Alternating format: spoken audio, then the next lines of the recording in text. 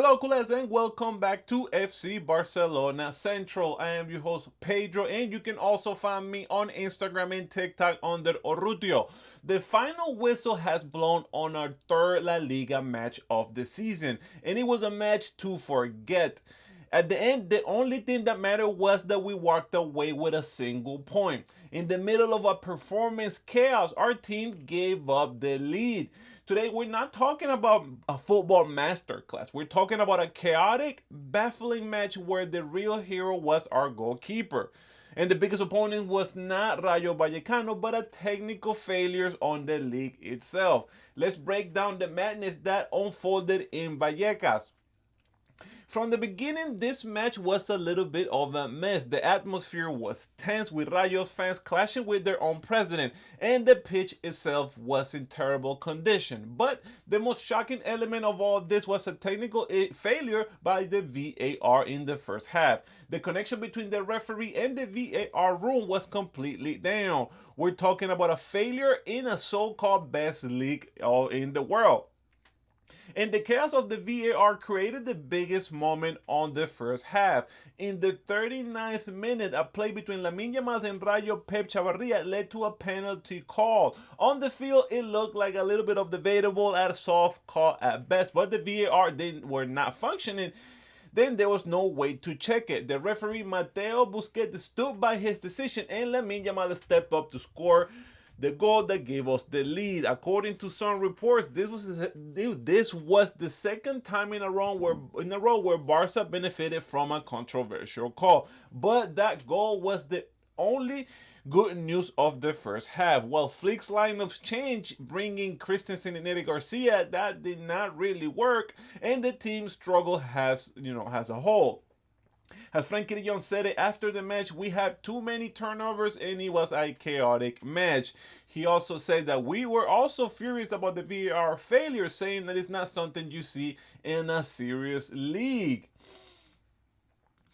But in the second half, Rayo came out determined to change the narrative, and they did. The home side persistent paid off in the 67th minute when they scored a goal from the corner kick. An absolutely defensive breakdown from Barcelona left Fran Perez wide open in the back post, and he easily scored to tie the match.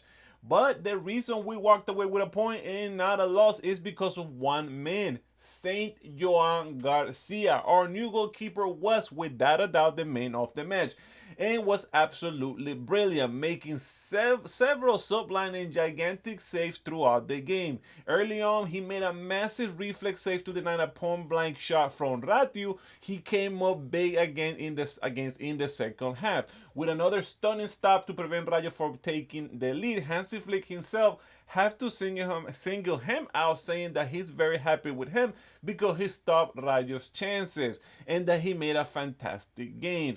Joan Garcia's performance was the only it is the only silver lining on a very dark day.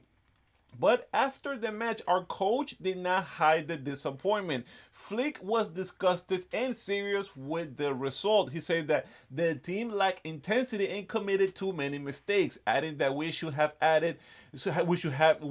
scored more goals in the first half, kind of signaling Dani Olmo, who missed two wide open shots. He was also critical on the VAR situation, but refused to use it as an excuse, saying that the team committed errors and that messed us up. His most powerful message, however, was about the transfer window. When he asked several times about the potential exit for Fermin, he said, and I quote, "Ego kills success. Last year we were a team and we continued to be that way." He also said that there's nothing for him to do. These things happen, and he is confident that Fermin is a Barca player and will continue to be a Barca player. He kind of wants the transfer window to be closed.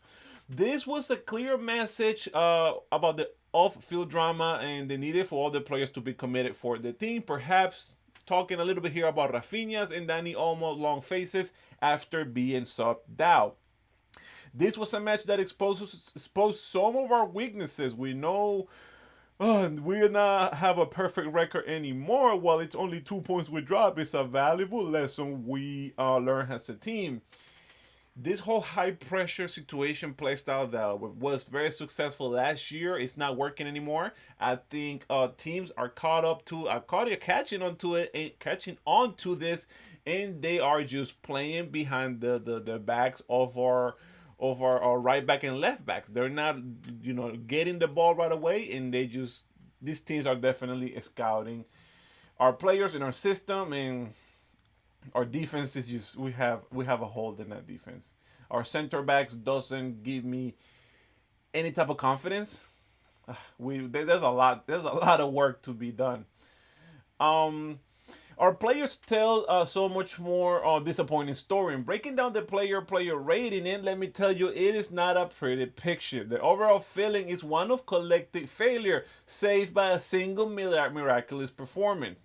Let's get this out of the way. First, the only good player truly that showed up was our goalkeeper Johan Garcia. The notes confirm that the match described his performance as amazing, and it's hard to argue with that. From his miraculous point blank save on Ratio to his numerous other crucial stops, he saved nearly everything that came his way. And it had not been for his performance, we would have gone home empty-handed. He was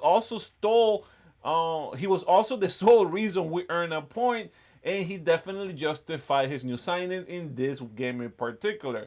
Now, for the rest of the team, while the defense had a few good save moments, they were far from perfect. Eddie Garcia had a mid performance in the center back, and Christensen was, he left a lot of room to be desired. But they were the only bright spots in the defense. Koundé struggled as a right back, and Balde was unfinished, falling apart and falling to create a much needed impact in the attack. The midfielder wasn't so much better. Pedri was neat in the first half, but disappointed in the second. Frankie de Jong had a routine game, nothing special to criticize or to praise. I did not even see him arguing with the coach at all, or with the referee, not the coach. I didn't see him do anything. But the biggest disappointment came from the attack. Dani Olmo had the easiest goal of his life in front of him and missed it completely, sending the ball into the stands. Rafinha was erratic with some good decisions, some bad decisions, at times being too selfish and at other times being too generous. He showed spirit, but his lack of finishing touch was costly. Ferran Torres was described as wasted, making great runs and went unnoticed by his teammates. Even Lamine Yamal, the man who scored our only goal from the controversial penalty, was not at his best. He was more of a protagonist in the chaos than the source of attacking brilliance.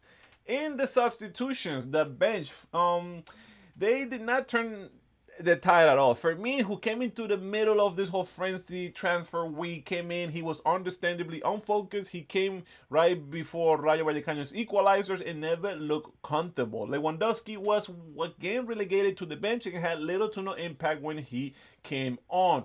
Rashford was bland, nothing special here, and Gerard Martin came in too late to change anything. It was a collective failure from the entire squad, and the players' performance were clear reflection on the chaotic game itself. So while we're still undefeated, this was a point that was won by our goalkeeper and a whole lot of luck. The team as a whole must improve their intensities and focus, or we're going to be losing so much more points. And right now we are standing at number 4 in La Liga standings, only behind Villarreal, who has the same points as us, 7. Athletic Club has 9 points, and Real Madrid has 9 points. They both have not lost or draw any games. Our next 2 matches are against Valencia at home. Valencia, they are currently 9 with 4 points, only won 1 match, 1 draw, and 1 loss. And after that game, we are playing Newcastle's in St. James Park in England, and they have not won a game this season in the Premier at all. Remember that next weekend is going to be an international break, so we're going to have a few, if not a lot of our players going to their international games assignments. We'll talk about that in the next video. But want to know, what do you think? Who had the biggest performance on this Barca match? The VAR or the lack of team's intensity is the one to blame? Let me know what are your thoughts in the comments below, and do not forget to like and subscribe to the channels because I bring you daily Barca videos with news, analysis, and rumors. Until next time, and remember, Visca Barca.